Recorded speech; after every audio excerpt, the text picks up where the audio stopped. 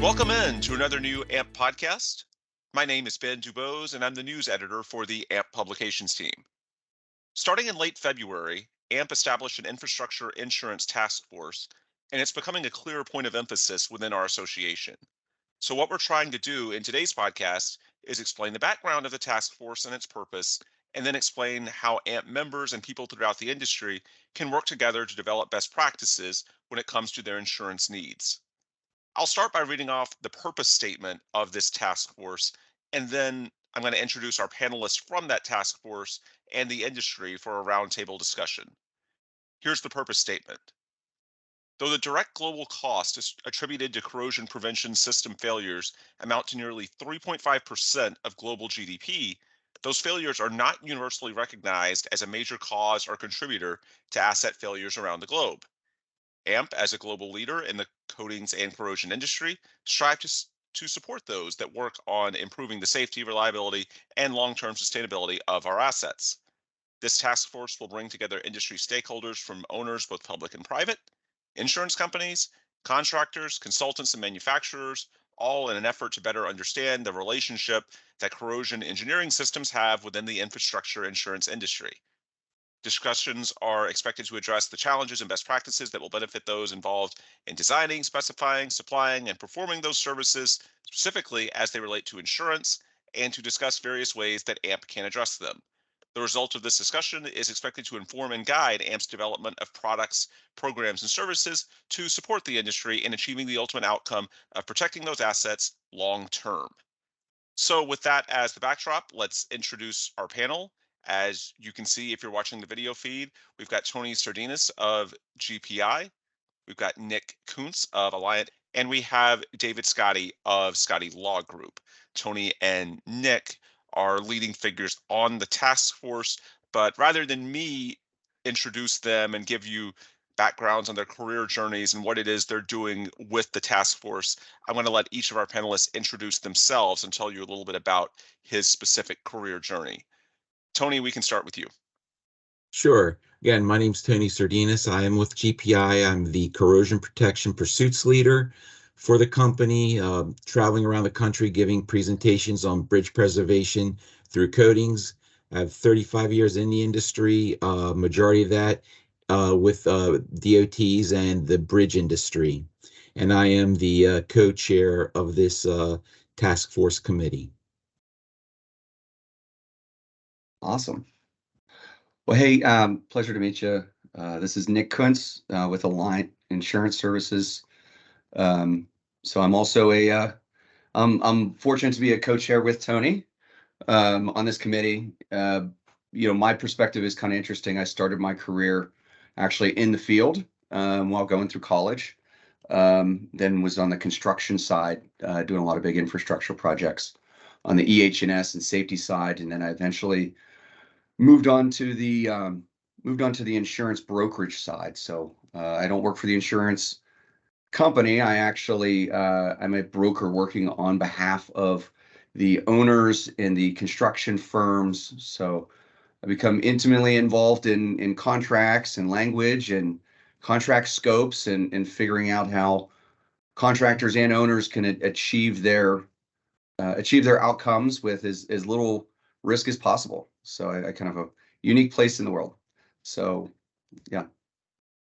We'll wrap up the introductions with David. For clarity, David's not on the task force, but David, you still have a role to play in today's discussion. Just tell our listeners your legal background. Sure. David Scotti. I'm the owner of Scotti Law Group, boutique firm that focuses in construction law. I've worked in construction law since the mid-'80s.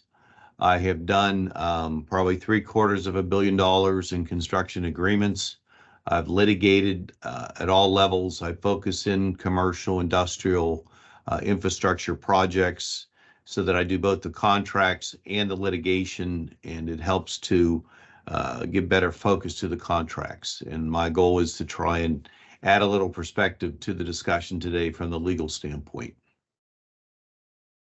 So let's start with a very basic question, and this will be for Tony and or Nick. What exactly is the Infrastructure Insurance Task Force Committee and why was it formed?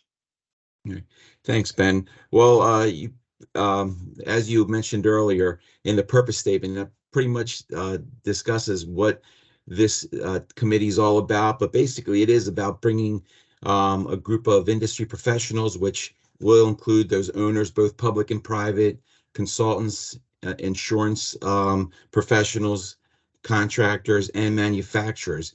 And one of its main purpose is to better understand and better verbalize in those contract documents, the insurance and those requirements are needed from the owner's perspective and from the contractor's perspective as well. And just to clarify a little bit more, I started in the construction industry in the 80s as a contractor, as an inspector in the early 90s, and getting to this point. So I bring a little bit of experience from all aspects of the industry, and also being a facilitator again of this committee. Yeah, and Ben, I really, in just working with Tony and the other folks at AMP and speaking with Dave and a lot of our clients, there's a need for this committee, and that the stakeholders that are all involved, there truly is not until this committee was formed, there really was not a forum from which they could work together to try to make all their lives easier.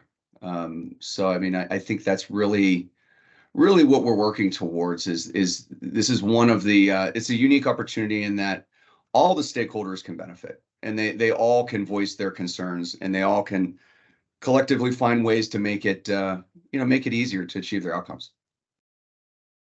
So I want to start our discussion as it pertains to not just the task force, but the industry at large and the practical elements of what you're trying to do, with a look at the contract language. That's come up a couple of times. I know that's an important part of this. David, we can start with you on this from a legal perspective. As it pertains to insurance requirements, what should people be looking for when it comes to the contract language? What are some of the key themes that are going to be out there on a given project, job, whatever it may be, that I guess they should be mindful of as they evaluate these? You're trying to protect against risk.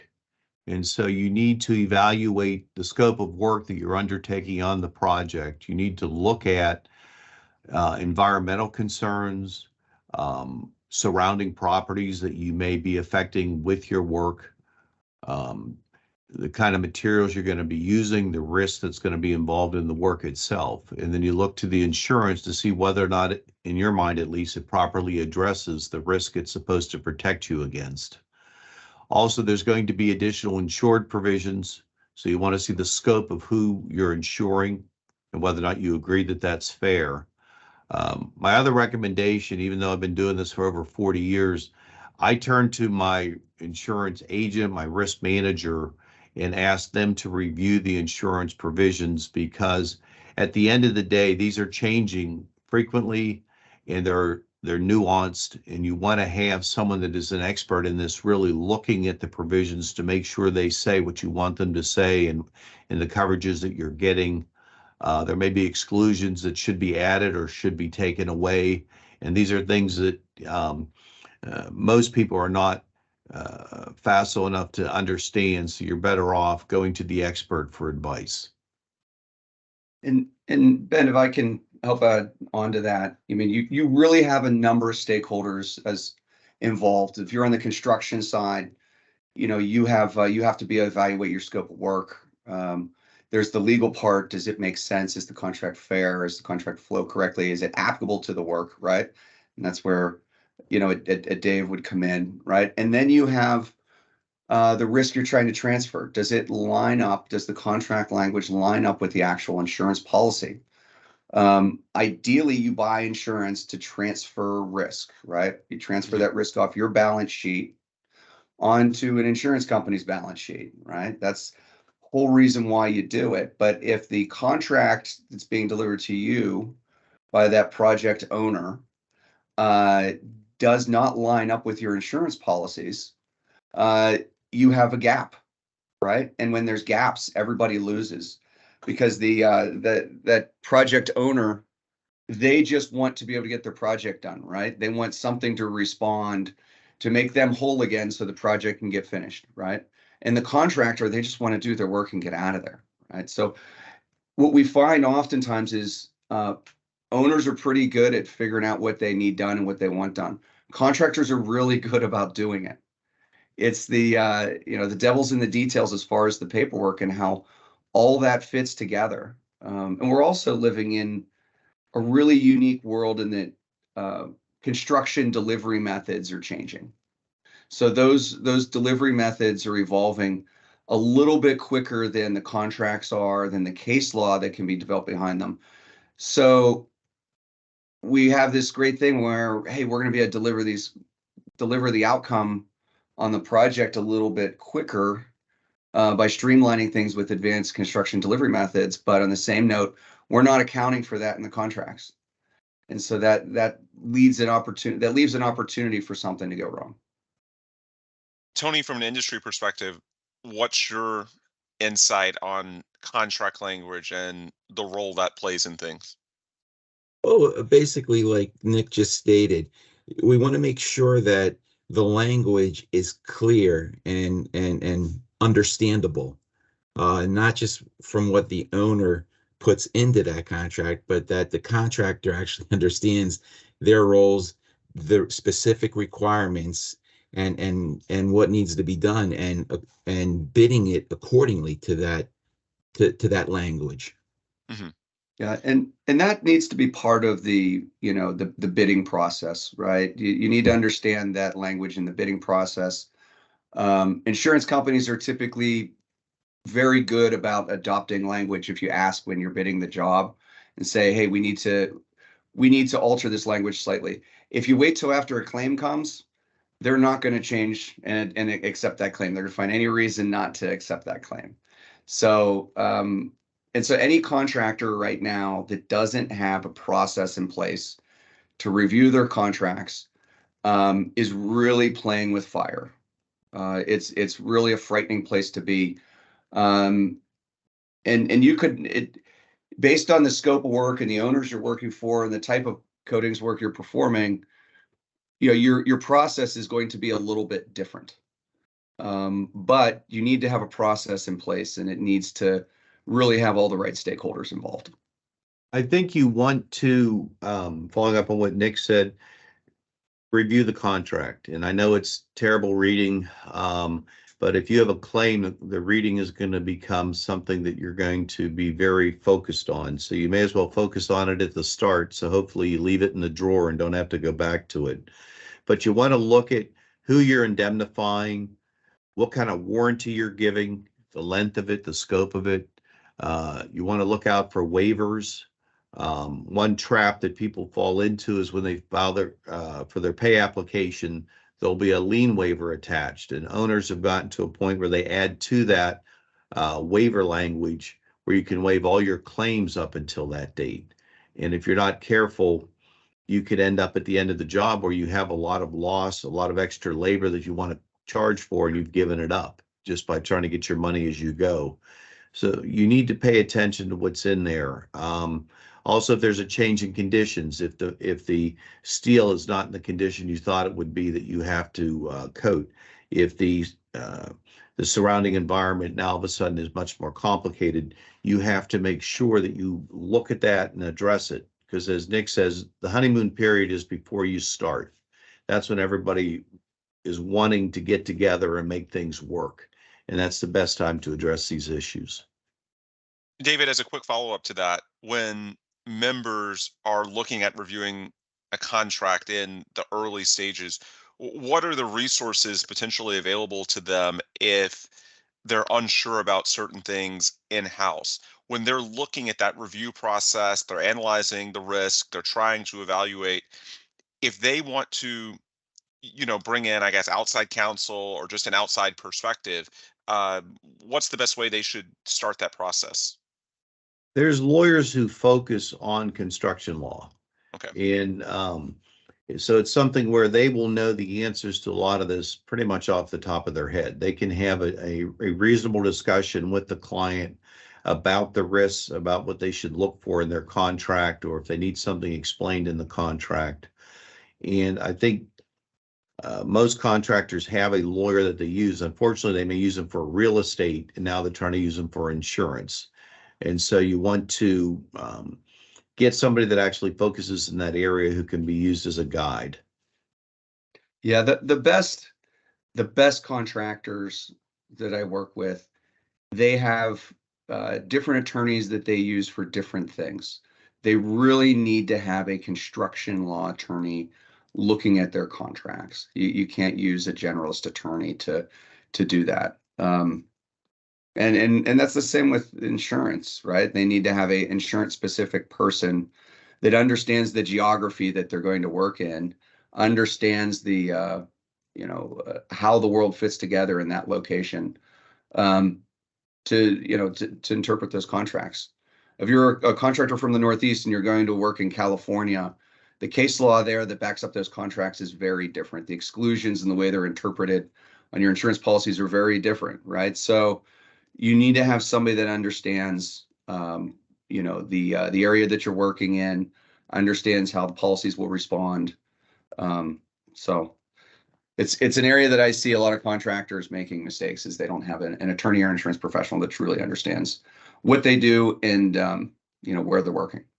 Yeah, and I think that just like with a lawyer being a specialist, going to an agent as opposed to a risk advisor, someone who actually understands at a deeper level what the insurance agreements are covering and not covering and how it fits together. I think there's a difference. As companies grow, they grow out of certain types of insurance advice, and they have a need for risk advice, and that affects who you should go to. I'm sure some people listening or watching will hear about the intricacy of that process and think that's a lot of resources to allocate, both in terms of manpower, potentially financial.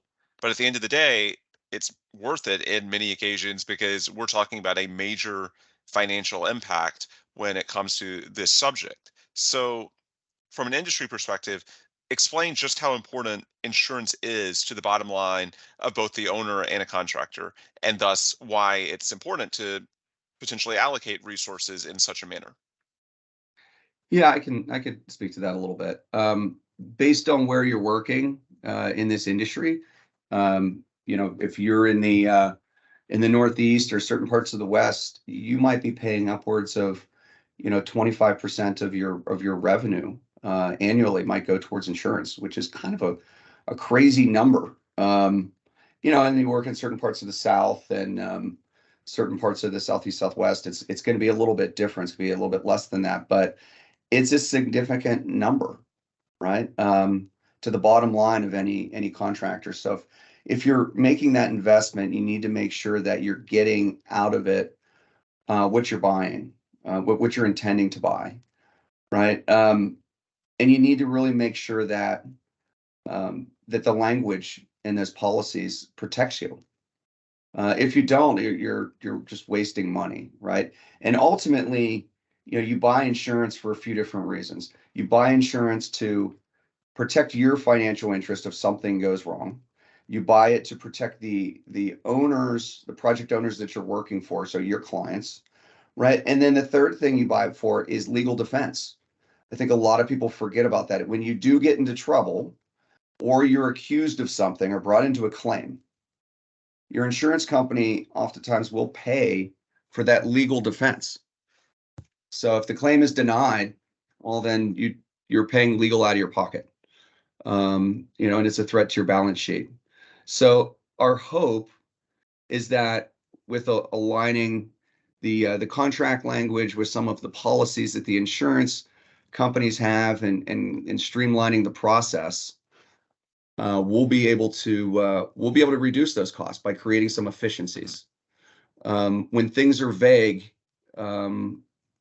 everybody loses, right? Because somebody has to foot the bill for it being vague, and that's ultimately our construction clients, and they're passing that cost on to the owners. So yeah, just wanted to add to that too, and talking about when that part that we don't want to see but does happen, about how when things go wrong, right? and go bad. Our firm has represented many owners on claims. I've personally done that a few times, and it really does come down to one thing, and Nick, you stated it perfectly: understanding the contract language and realizing that this contract that you've been awarded is specific. That document is specific to that contract. You can't talk about or what you've done in the past or things like that. So you want to make sure that you understand that. But also, as an owner, you want to have language in that insurance section, for the contractor or for their insurance company or bonding company, right? To ensure that if they have to replace that contractor because that contractor was found, was defaulted or removed from the project, that they have the insurance or bonding company must realize that they have to replace it with possibly a qualified or pre-qualified company, such as a QP1 or QP2 type company, and that has the proper training. So that's some of the language too that should be brought in as from an owner's perspective in those contracts. So if what happens and it goes bad south, as they say, right? The insurance or bonding company understands what they have to do and what kind of company they have to bring in order to complete the project.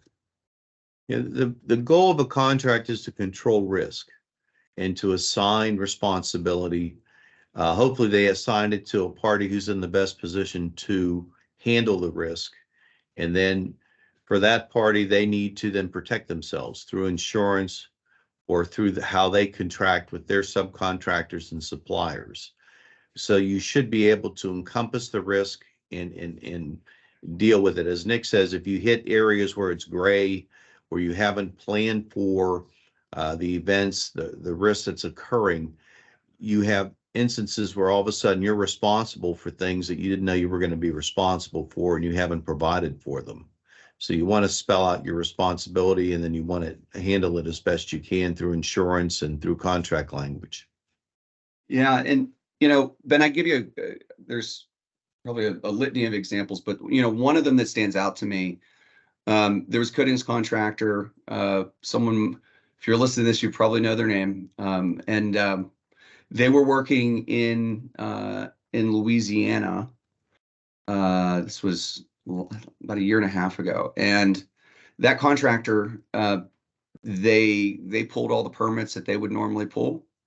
And the construction manager pulled all the permits that they would normally pull. The project was going great. Everybody was ahead of schedule. Everything was terrific until a government agency showed up and said, everything looks great, except we don't see this one permit. So it ended up shutting down the job for, I think, about 3.5 months, but there was standby time. There was all these different things that ended up, both the owner and the contractor incurred. And they end up being removed from the job, and both of them are suing each other now. And the it's the contract is obscure in who should have pulled that specific permit, because neither one of them pulled it, right? So, but that's something that should have been in the contract. So that gray contract where it wasn't black and white is, it led to a great job going sideways. So. Yeah. I think the key to success on so many subjects is bringing together multiple perspectives. Obviously, today's discussion, we have David representing the legal side, Nick speaking from an insurance perspective, Tony talking about things from his areas of industry expertise. And so what we want to do is provide sort of a holistic overview of this process and the factors that our listeners or viewers should perhaps consider. So when we look to the future and we talk about trying to potentially develop best practices for insurance needs, I know that's a big part of the task force that Tony and Nick are playing a leadership role on. When it comes to that process, obviously balancing multiple perspectives is the key there as well. What are the best ways that, I guess, the various entities such as owners, contractors, potentially suppliers, an association like AMP, even the industry at large, how can and should these entities work together to ultimately make sure that we have the right best practices guide, or whatever you want to call it, going into such a process? Yeah, it's tough. I don't think there's I don't think there's a golden bullet there. But every entity, just as all the contractors should have a contract review process in place, the owners should have a similar contract review process to ensure that they're using the right language, the most updated language, requesting the most updated forms. And those owners should have a venue from which that in their procurement cycle that contractors can provide feedback.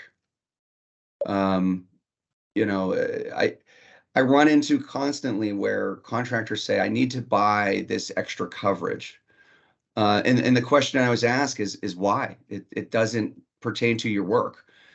Contractor goes back to the project owner and says, hey, this doesn't even apply to us. Why do we need to do that? Why do we need to buy a builder's risk policy? Because it doesn't apply to us. Why do we need to be concerned about forest fires? I'm working in a wastewater treatment plant, right? Like all these different things. And the answer that they often get from the procurement people is, well, it's take it or leave it. You need to procure that insurance. Well, it's a waste of money if the risk doesn't exist. So, project owners, authorities, DOT, they should have a process to reevaluate, what their requirements are. And obviously, when it becomes statutory and it's, quasi-government agencies and things like that, it becomes a little bit more difficult to change that. But they should have a process in place as well. So, but our hope with this group is that we can provide a forum for everybody to start to come together and at least make some basic recommendations saying that, everybody should require the latest, general liability policy form. Everybody should require a certain amount of excess insurance, right, based on the contract size, things like that. And I think, Ben, you said a key term just a minute ago about the venue. And I think the venue, and as you said, Nick, the forum, right? I think AMP provides that with respects of bringing all these different individuals, organizations together to have those discussions, to try to work it out. I mean, ultimately, what are we trying to do here? We're trying to minimize risk. I mean, again, as this task force is, minimizing risk, lowering costs, and ultimately still providing safety and getting the job that owner wants, that'll give them that 25, 30 years plus protection of their asset. So it's kind of bringing all that together. And just like anything, right? It really comes down to the language. And I think based on the different standards and guides and things that AMP has to offer owners and contractors that they have been, this is just another step in that direction to be able to use those resources and to better define that language. The other thing is to look at where the contractor sits in the food chain. Do they have a direct contract with the owner? Or are they a subcontractor? Again, getting back to procedures, if you're a sub, then you need to see the contract between the owner and the general contractor, because oftentimes that's incorporated by reference.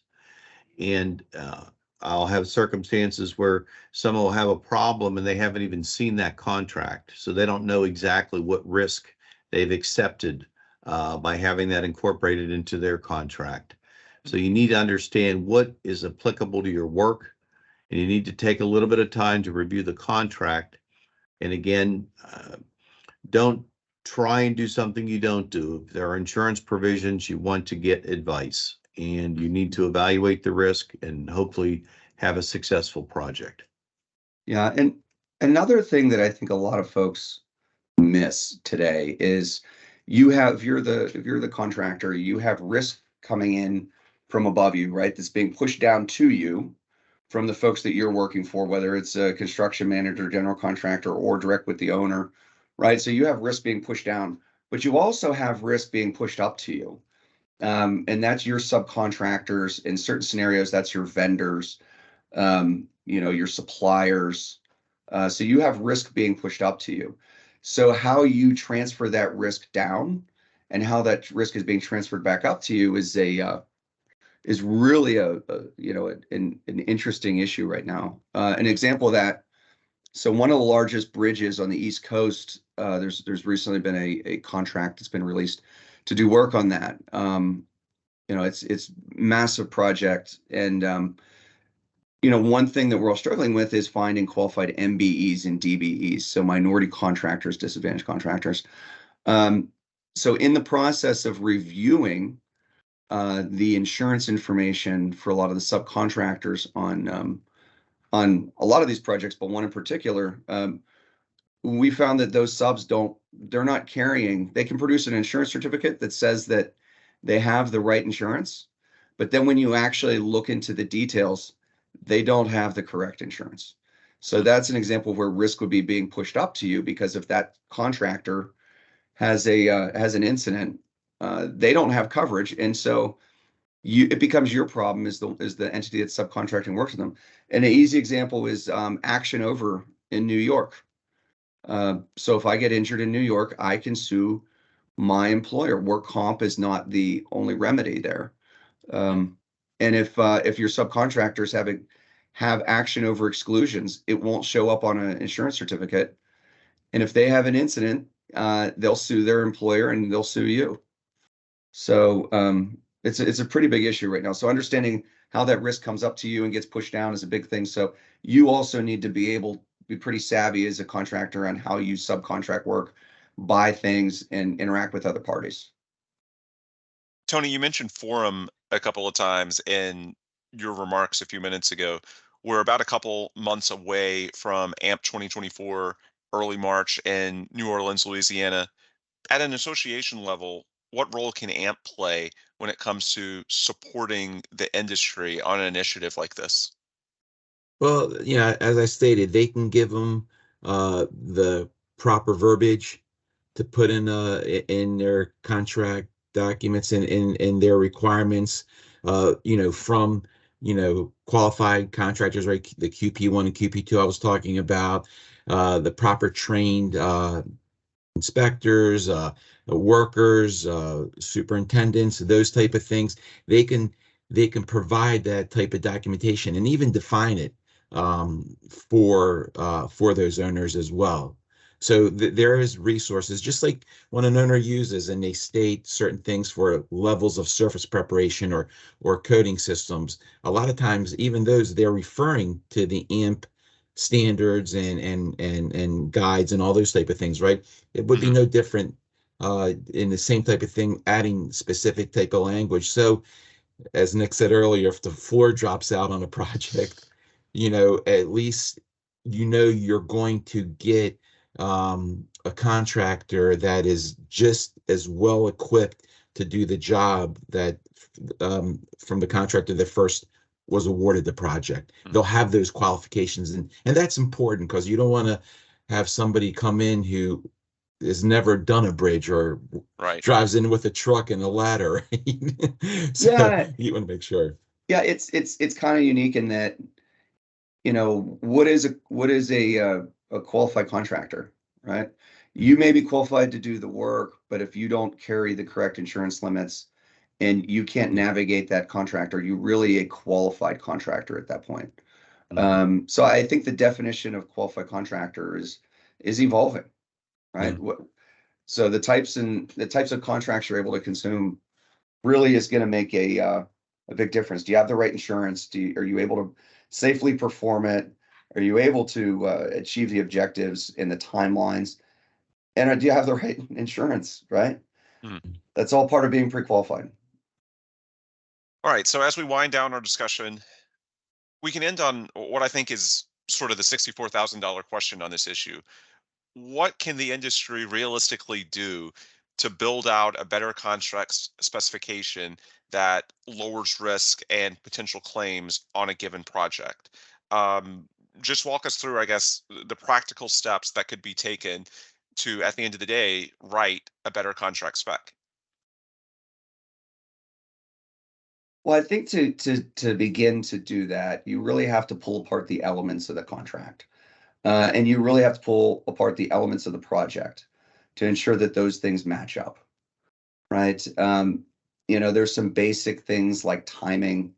There's some basic things like risk transfer, indemnity, making sure that the scope is appropriate, both on the from the owner's perspective as well as the contractor's perspective, as well as the contractor subcontracting, right? So I think you really have to look at those elements to make sure they're the correct remedy for what what the intent of the contract is, and what the intent of the insurance is, and what the anticipated outcome of the project is.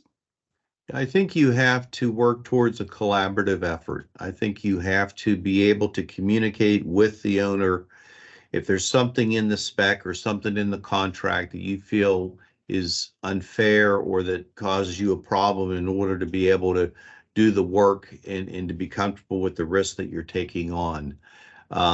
There's a process of asking questions, a request for information, where maybe you can get a little more information to make you comfortable with what is being agreed to. But again, it's paying attention at the right time. It's paying attention during the contract formation process, during the bid process, and trying to develop a framework that everybody can work together to have a successful project. I've reviewed many owner specifications, and a lot of them, not a lot, a fair amount of them have tried to reinvent the wheel per se, where they put information in there that's really unnecessary. And I think if owners put more verbiage in there that addresses or talks about the use of national standards that have been used throughout this country, but even globally, right? Using those standards instead of trying to come up with their own definitions would make things a lot clearer. Tony and Nick, as we wind this thing down, for listeners or viewers that may want to learn more or potentially get involved, what are the resources available to them? How can they potentially get involved with the task force, the initiatives that you all have going on? What's the best way you would advise someone to help you all in this endeavor? Well, we are going to have a meeting at the national conference that you talked about on Tuesday. I think it's going to be from 2:30 to 3:30. But, for those that are going to be attending, please check the AMP conference agenda, and also reach out through AMP, and that would be Buddy Reams or Ed Means, and they can provide those individuals that are interested, Nick's and my information, and give them information on the committee if they're interested in joining, and we hope they are, to all those that are listening right now, but also in person at the conference. So it'd be great if we get a good audience to really have a nice conversation about everything we've talked about today. Yeah, I can be available via LinkedIn at any point in time. Just reach out, Nick Kuntz, Kuntz. Send me a note, drop me a line, shoot me a text, whatever you need to do. And we'd love to have as much interaction as we can, and as much input and feedback as we can. So we really welcome that more people stepping up and getting involved. And we want to hear your stories. I want to hear how something didn't go right for you. I also want to understand what's making things go right for you, what's making things work, right? So I think those are all valuable things that the more we share with each other, the industry becomes better, and our group becomes better. And David, for you, I believe the website is scottilaw.net, correct? Yes. Excellent. Yeah. All right. Well, I think we've covered a lot of ground, so we can wrap our discussion there. I again want to thank you three, our distinguished panelists. Again, if they can be a resource to you, our listeners, I'm sure they would be happy to do so. Feel free to reach out to them at LinkedIn, through their websites, or I suppose most practically at the annual conference in early March in New Orleans, as they were just describing. There should be a lot of activity on this front in the coming months, so please stay tuned for more information. Again, this is something that I think is only going to grow in prominence as we move forward in this industry. As far as us at AMP, if you want to get involved with this or anything else going on at an association level, check out our resources, our news, anything pertaining to the materials protection and performance side of the business, please visit amp.org or our AMP publications websites, such as coatingsformag.com and materialsperformance.com. With those plugs complete, I think we can adjourn. On behalf of our terrific panel, I'm Ben Dubose, news editor for the AMP publications team. I think you know our panelists, but again, to remind everybody about them, Tony Serdenes, GPI, Nick Kuntz of Alliant, and David Scotti of Scotti Law Group. All right, with that, we will adjourn. Thanks to all of you for stopping by and checking out this episode on your listening platform of choice, where if you haven't already, please give us a subscription and a positive review. And of course, please come back soon for another new AMP podcast.